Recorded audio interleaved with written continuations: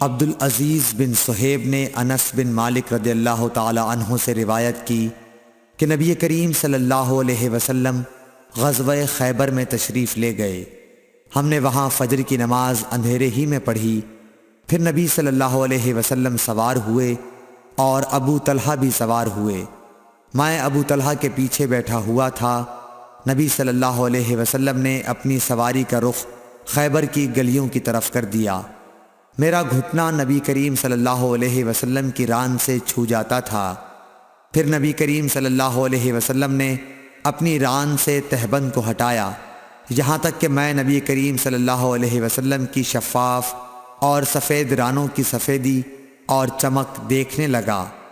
جب آپ خیبر کی بستی میں داخل ہوئے تو آپ صلی اللہ علیہ وسلم نے فرمایا کہ اللہ اکبر، اللہ سب سے بڑا ہے، خیبر برباد ہو گیا۔ جب ہم کسی قوم کے آنگن میں اتر جائیں تو ڈرائے ہوئے لوگوں کی صبح منحوس ہو جاتی ہے۔ آپ نے یہ 3 مرتبہ فرمایا۔ انس رضی اللہ تعالی عنہ نے کہا کہ خیبر کے یہودی لوگ اپنے کاموں کے لیے باہر نکلے ہی تھے کہ وہ چلا اٹھے، محمد صلی اللہ علیہ وسلم آن پہنچے۔ اور عبدالعزیز راوی نے کہا کہ بعض حضرت انس رضی اللہ تعالی عنہ سے روایت کرنے والے ہمارے ساتھیوں نے والخمیس کا لفظ بھی نقل کیا ہے، یعنی وہ چلا اٹھے کہ محمد لشکر لے کر پہنچ گئے۔ پس ہم نے خیبر لڑ کر فتح کر لیا اور قیدی جمع کیے گئے۔ پھر وحیہ رضی اللہ تعالی عنہ آئے اور عرض کی کہ یا رسول اللہ صلی اللہ علیہ وسلم، قیدیوں میں سے کوئی باندی مجھے عنایت کیجیے۔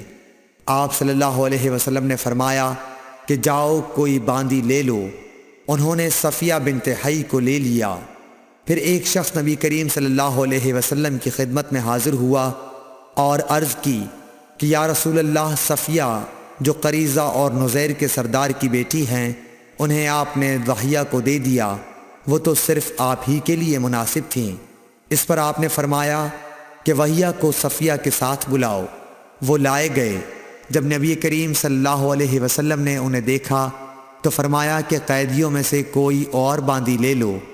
راوی نے کہا کہ پھر نبی کریم صلی اللہ علیہ وسلم نے صفیہ کو آزاد کر دیا اور انہیں اپنے نکاح میں لے لیا۔ ثابت بنانی نے حضرت انس رضی اللہ تعالی عنہ سے پوچھا کہ ابو حمزہ، ان کا مہر حضور صلی اللہ علیہ وسلم نے کیا رکھا تھا؟ حضرت انس رضی اللہ عنہ نے فرمایا کہ خود انہی کی آزادی ان کا مہر تھا اور اسی پر آپ نے نکاح کیا۔ پھر راستے ہی میں سلیم رضی اللہ عنہ حضرت انس رضی اللہ عنہ کی والدہ نے انہیں دلہن بنایا اور نبی کریم صلی اللہ علیہ وسلم کے پاس رات کے وقت بھیجا۔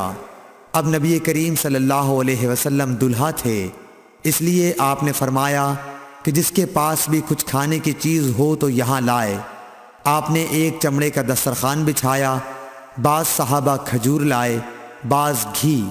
عبدالعزیز نے کہا کہ میرا خیال ہے حضرت انس رضی اللہ عنہ نے ستو کا بھی ذکر کیا۔ پھر لوگوں نے ان کا حلوہ بنا لیا۔ یہ رسول اللہ صلی اللہ علیہ وسلم کا ولیمہ تھا۔ صحیح بخاری حدیث نمبر 371۔